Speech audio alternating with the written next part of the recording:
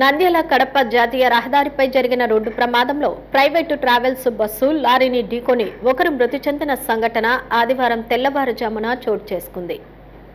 నంద్యాల కడప జాతీయ రహదారిపై ఆదివారం తెల్లవారుజామున జరిగిన రోడ్డు ప్రమాదంలో ఒక ప్రైవేటు ట్రావెల్స్ బస్సు లారీని ఢీకొట్టడంతో చిత్తూరు జిల్లాకు చెందిన ప్రయాణికుడు సుబ్రహ్మణ్యం మృతి చెందాడు.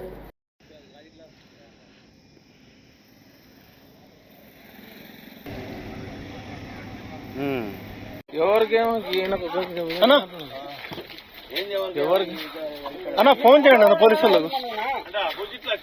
అన్న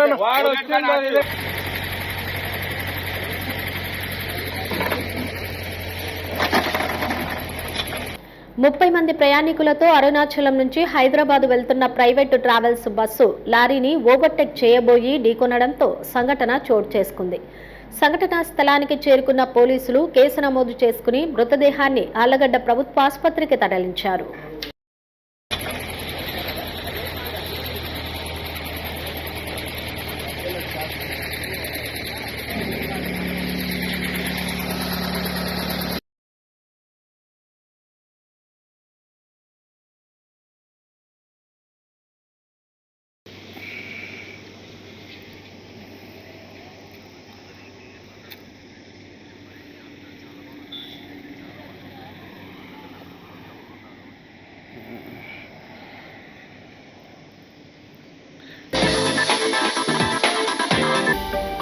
హలో అండి, నేను మీ గిరాక్ Sita. Please do subscribe to Nandyala communications.